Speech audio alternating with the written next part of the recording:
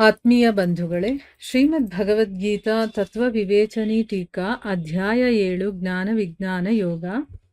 ಇದರಿಂದ ಇವತ್ತು 24ನೇ ಶ್ಲೋಕವನ್ನ ತಿಳ್ಕೊಳ್ಳೋಣ. ಅವ್ಯಕ್ತಂ ವ್ಯಕ್ತಿಮಾಪನ್ನಂ ಮನ್ಯಂತೆ ಮಾಮ ಬುದ್ಧಯಃ ಪರಂ ಭಾವಮಜಾನಂತಹ ಮಮಾವ್ಯಯಮನುತ್ತಮಂ. ಅನುವಾದ: ಬುದ್ಧಿಹೀನರಾದ ಮನುಷ್ಯರು ನನ್ನ ಉತ್ಕೃಷ್ಟವೂ ಅವಿನಾಶಿಯೂ ಆದ ಪರಮಭಾವವನ್ನು ತಿಳಿಯದೆ ಮನಸ್ಸು ಇಂದ್ರಿಯಗಳಿಗಿಂತ ಪರನಾದ ಸಚ್ಚಿದಾನಂದ ಘನ ಪರಮಾತ್ಮನಾದ ನನ್ನನ್ನು ಮನುಷ್ಯರಂತೆ ಹುಟ್ಟಿ ವ್ಯಕ್ತಿ ಭಾವವನ್ನು ಪಡೆದಿರುವನೆಂದು ತಿಳಿಯುತ್ತಾರೆ. ಇದು ಶ್ಲೋಕ ಮತ್ತೆ ಅದರ ಅನುವಾದ. ಈಗ ಇದರ ಅರ್ಥವನ್ನ ಮಾಡಿಕೊಳ್ಳೋದಕ್ಕೆ ಪ್ರಯತ್ನ ಮಾಡೋಣ. ಯಾವುದೇ ರೀತಿಯಿಂದಲಾದರೂ ಆಗಲಿ ಭಜಿಸ್ತಾರಲ್ಲ, ಅವರು ತನ್ನ ಸ್ವರೂಪದ ಪ್ರಾಪ್ತಿಯನ್ನ ಮಾಡಿಸುವಷ್ಟು ಭಗವಂತ ಪ್ರೇಮಿಯಾಗಿದ್ದಾನೆ, ಮತ್ತೆ ದಯಾಸಾಗರನಾಗಿದ್ದಾನೆ. ಅಂದ್ರೆ ಭಗವಂತನನ್ನ ಯಾವ ರೀತಿಯಿಂದಾದ್ರೂ ಪರವಾಗಿಲ್ಲ, ಒಟ್ನಲ್ಲಿ ಅವ್ರು ನನ್ನನ್ನು ಭಜಿಸಿದ್ರೆ ಸಾಕು, ನಾನು ಅವರಿಗೆ ನನ್ನ ಸ್ವರೂಪ ಏನು ಅಂತ ಅವ್ರು ತಿಳ್ಕೋಬೇಕು, ಆ ರೀತಿ ನಾನು ಮಾಡ್ತೀನಿ ಅಂತ ಹೇಳಿದಾನಲ್ಲ, ಅಷ್ಟು ಪ್ರೀತಿ ಇರೋನು, ಅಷ್ಟು ದಯಾಸಾಗರನಾಗಿದ್ದಾನೆ ಅಂತಂದ್ಮೇಲೆ ಎಲ್ಲಾ ಜನರು ಅವನನ್ನು ಯಾಕೆ ಭಜಿಸೋದಿಲ್ಲ ಅನ್ನುವಂತಹ ಒಂದು ಯೋಚನೆ ಅಥವಾ ಒಂದು ಪ್ರಶ್ನೆ ನಮ್ಮಲ್ಲಿ ಬರ್ಬೋದಲ್ವಾ. ಅದರಿಂದ ಭಗವಂತ ಈ ಶ್ಲೋಕದಲ್ಲಿ ಹೇಳ್ತಾ ಇದ್ದಾನೆ, ಬುದ್ಧಿಹೀನರಾದ ಮನುಷ್ಯರು ನನ್ನ ಉತ್ಕೃಷ್ಟವಾಗಿರುವಂತ ಮತ್ತೆ ಅವಿನಾಶಿಯಾದ ಪರಮಭಾವವನ್ನ ತಿಳ್ಕೊಳ್ಳದೆ ಮನಸ್ಸು ಇಂದ್ರಿಯಗಳಿಗಿಂತ ಪರನಾದಂತಹ, ಅಂದ್ರೆ ಮನಸ್ಸು ಇಂದ್ರಿಯಗಳಿಗೆ ಅವನು ಅತೀತನಾಗಿದ್ದಾನೆ ಅಂತ ಸಚ್ಚಿದಾನಂದ ಘನ ಪರಮಾತ್ಮನಾದಂತಹ ನನ್ನನ್ನ ಮನುಷ್ಯರ ಹಾಗೆ ಹುಟ್ಟಿ ವ್ಯಕ್ತಿ ಭಾವವನ್ನ ಪಡೆದಿದ್ದಾನೆ. ಅಂದ್ರೆ ನಾನು ಕೂಡ ಮನುಷ್ಯರ ಹಾಗೇನೆ ಹುಡ್ತೀನಿ, ಅವ್ರ ಹಾಗೇನೆ ನನಗೆ ಭಾವನೆಗಳಿರುತ್ತೆ, ಈ ರೀತಿ ಅವನು ಅರ್ಥ ಮಾಡಿಕೊಳ್ತಾರೆ ಅಂತ ಈ ಶ್ಲೋಕದಲ್ಲಿ ಹೇಳ್ತಾ ಇದ್ದಾನೆ. ಪ್ರಶ್ನೆ ಏನಪ್ಪಾ ಅಂತಂದ್ರೆ, ಇಲ್ಲಿ ಅಬುದ್ಧಯ ಅನ್ನುವಂತಹ ಪದ ಯಾವ ರೀತಿಯ ಮನುಷ್ಯರ ಬಗ್ಗೆ ಹೇಳ್ತಾ ಇರೋದು, ಮತ್ತೆ ಭಗವಂತನ ಅನುತ್ತಮ ಅವಿನಾಶಿ ಪರಮಭಾವವನ್ನ ತಿಳಿದೇ ಇರೋದು ಅಂತಂದ್ರೆ ಅರ್ಥ ಏನು ಅಂತ ಇಲ್ಲಿ ಪ್ರಶ್ನೆ ಕೇಳಿದ್ದಾರೆ.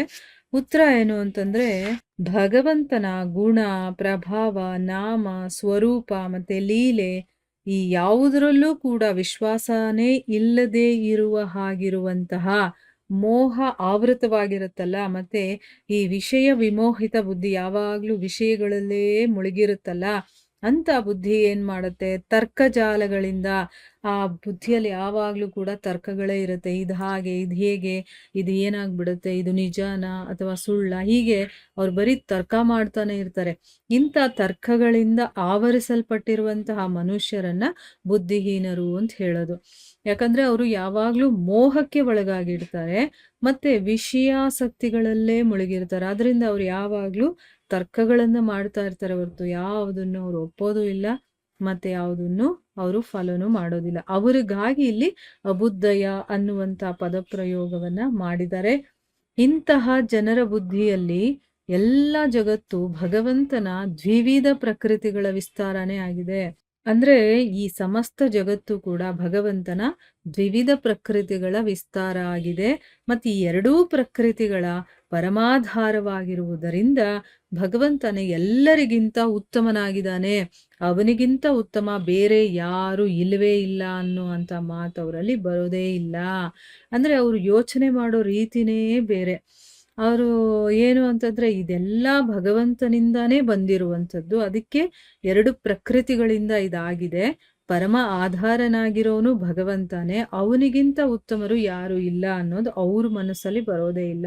ಭಗವಂತನ ಅಚಿಂತ್ಯವಾಗಿರುವಂತ ಮತ್ತೆ ಹೇಳೋದಕ್ಕೆ ಆಗದೆ ಇರುವಂತ, ಹೇಳಲಸದಳ ಅಂತ ಹೇಳ್ತೀವಲ್ವಾ, ಹೇಳೋದಕ್ಕೆ ಆಗದೆ ಇರುವಂತ ಸ್ವರೂಪ ಆಗಿರ್ಬೋದು, ಸ್ವಭಾವ ಆಗಿರ್ಬೋದು, ಮಹತ್ವ ಆಗಿರ್ಬೋದು, ಅಥವಾ ಅಪ್ರತಿಮ ಗುಣಗಳನ್ನ ಮನಸ್ಸು ಮತ್ತೆ ವಾಣಿಯಿಂದ ಯಥಾರ್ಥ ರೂಪದಲ್ಲಿ ತಿಳ್ಕೊಳ್ಳೋದು ಮತ್ತೆ ಹೇಳೋದು ಅದು ಕೂಡ ಸಾಧ್ಯನೇ ಇಲ್ಲ. ತನ್ನ ಅನಂತ ದಯಾಳುತ್ವ ಮತ್ತೆ ಶರಣಾಗತ ವತ್ಸಲತೆ ಅಂದ್ರೆ ಬೇರೆಯವರ ಮೇಲೆ ಅನಂತ ದಯೆ ಅಂತ ಹೇಳ್ತಾರೆ. ಅಂದ್ರೆ ನಾವಾದ್ರೆ ಏನೋ ನಮ್ಗನ್ಸ್ದಾಗ ಒಂದಿಷ್ಟು ದಯೆ ತೋರಿಸ್ತೀವಿ. ಆದ್ರೆ ಭಗವಂತ ಅಲ್ಲಿ ಕಾರಣನೇ ಇಲ್ಲದೆ ದಯೆ ತೋರಿಸ್ತಾನೆ.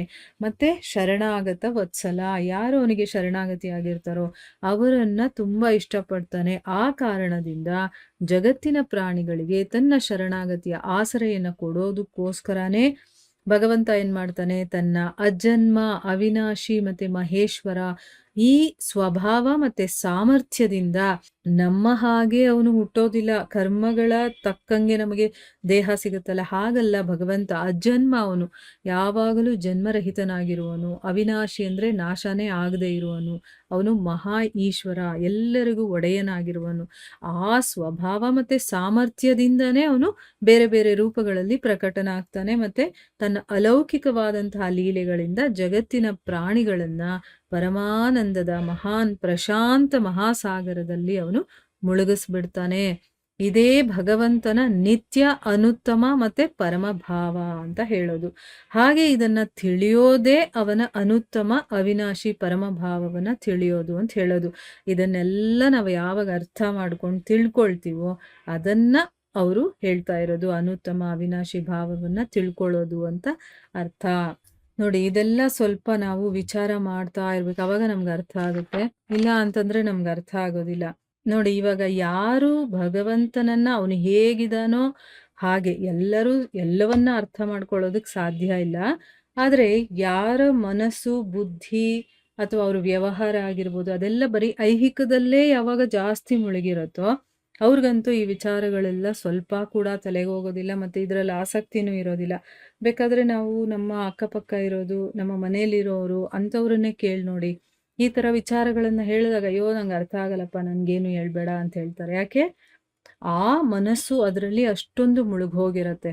ಈಗ ನಾವು ಹಾಗೆ ಇದ್ದಿದ್ದು ಅಲ್ವಾ? ಈಗ ನಾವು ಇದರ ಕಡೆ ಸ್ವಲ್ಪ ಸ್ವಲ್ಪ ಗಮನ ಹರಿಸ್ತಾ ಇರೋದ್ರಿಂದ, ನಮಗೊಂದು ಕೆಲವೊಂದು ಪ್ರಶ್ನೆಗಳು ಮೂಡೋದ್ರಿಂದ, ನಾನು ತಿಳ್ಕೋಬೇಕು ಅನ್ನೋ ಆಸಕ್ತಿ ಬಂದಿರೋದ್ರಿಂದ ಏನಾಗಿದೆ, ಈಗ ನಾವು ಸ್ವಲ್ಪ ಸ್ವಲ್ಪವಾಗಿ ಇದ್ರ ಕಡೆ ಆಸಕ್ತಿ ತೋರಿಸ್ತಾ ಇದೀವಿ. ಅದರಿಂದ ನಮ್ಗೆ ಇಷ್ಟ ಆಗ್ತಾ ಇದೆ.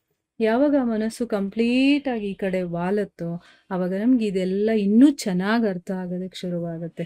ಸೊ ಈ ರೀತಿ ಯಾರು ಇದನ್ನೆಲ್ಲ ಒಪ್ಕೊಳ್ಳೋದಿಲ್ವೋ, ಭಗವಂತ ನಮ್ಮ ಹಾಗೆ ಅವನು ಈ ಜಗತ್ತಿಗೆ ಬರ್ತಾನೆ ಅಂತ ತಿಳ್ಕೊಳ್ತಾರೆ ಹೊರತು ಅವನನ್ನ ಅವ್ರು ಅರ್ಥ ಮಾಡ್ಕೊಳ್ಳೋದಕ್ಕೆ ಸಾಧ್ಯನೇ ಇಲ್ಲ.